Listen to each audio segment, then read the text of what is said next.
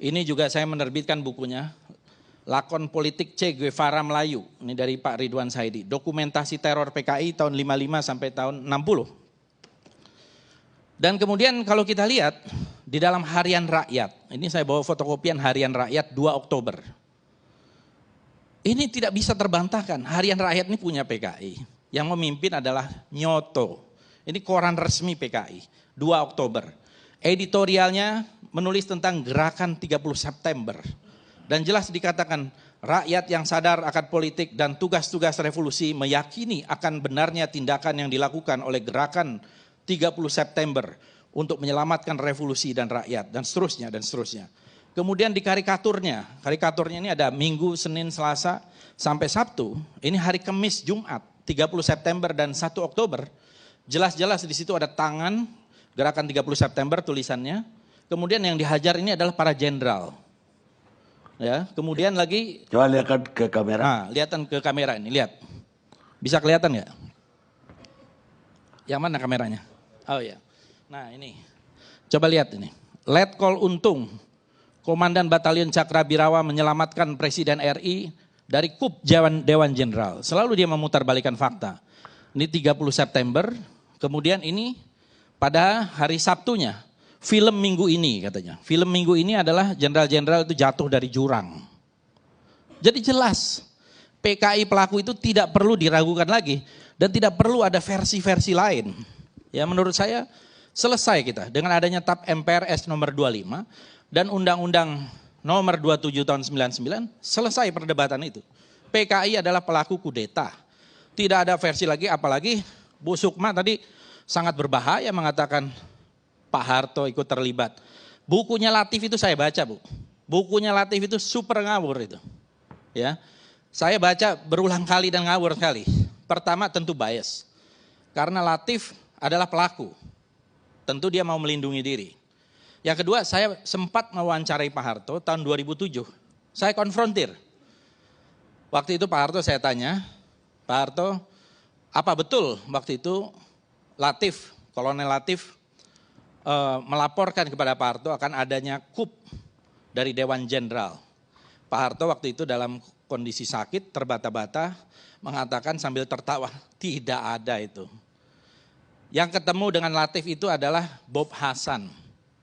Jadi tidak pernah ketemu dengan Pak Harto. Waktu itu dikabarkan putranya Pak Harto, Pak Tommy, sedang sakit di RSGS ya, Gatot Subroto atau RSPAD sekarang. Jadi tidak ada itu, ini penelitian ya. Apalagi itu cuma sinyalemen mau melaporkan, terus dianggap terlibat. Ini super ngawur menurut saya. Dan bagaimana seorang yang terlibat kemudian mau memberantas dan menumpas. Dan ini saya kira koran Harian Rakyat 2 Oktober adalah bukti yang sulit untuk terbantahkan bahwa PKI memang mau merebut kekuasaan. Belum lagi fakta-fakta lain dan banyak sekali buku-buku lain yang saya kira sangat menguatkan itu.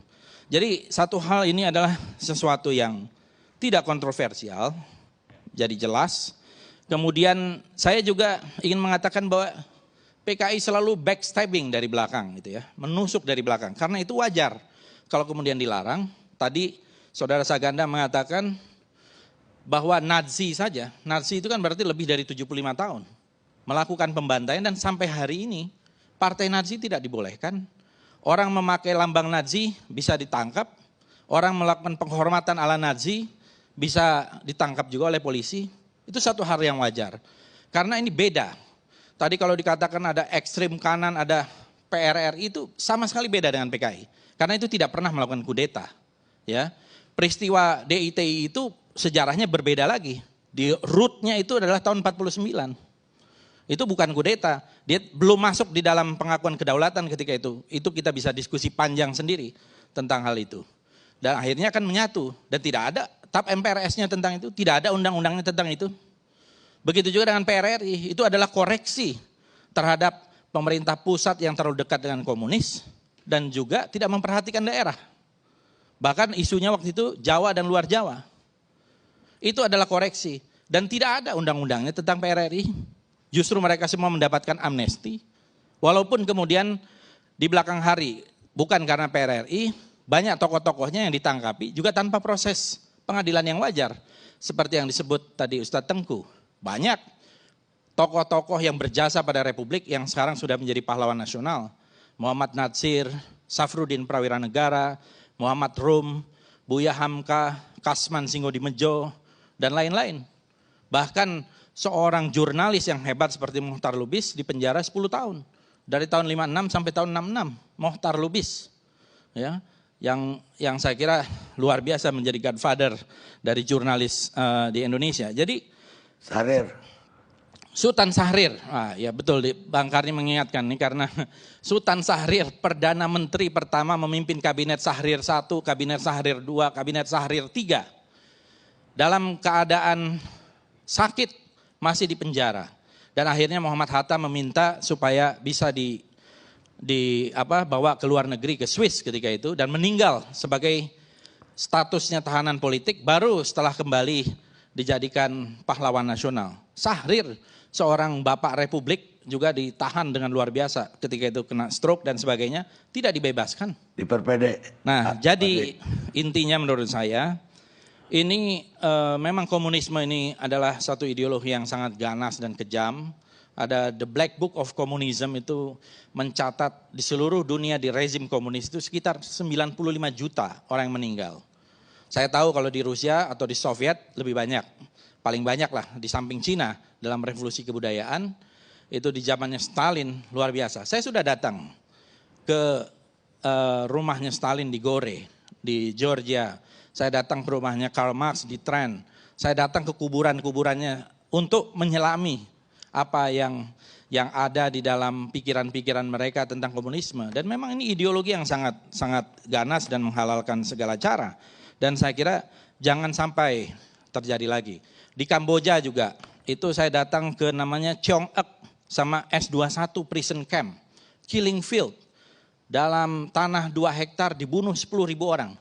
Jadi pembantaian yang dilakukan oleh rezim komunis seluruh dunia itu 95 juta orang menurut buku The Black Book of Communism. Jadi jangan dialihkan. Seolah-olah ini tragedi ini adalah tanggung jawab semua pihak. Saya tidak sependapat dengan Pak Agus ya dari Lemhanas. Saya kira itu bukan tanggung jawab semua pihak, itu tanggung jawab PKI yang melakukan kudeta. Kemudian terjadi retaliation itu oleh rakyat. Apakah menurut Pak Agus ini dilakukan oleh negara? Apakah ada bukti-bukti yang melakukan itu negara? Saya kira masyarakat ketika itu dalam posisi dibunuh atau membunuh. Gitu ya. Dan itu saya membaca dan berusaha menghayati walaupun tidak hadir di dalam peristiwa-peristiwa itu. Tetapi hampir semua buku dan dokumen yang kita baca itu menyiratkan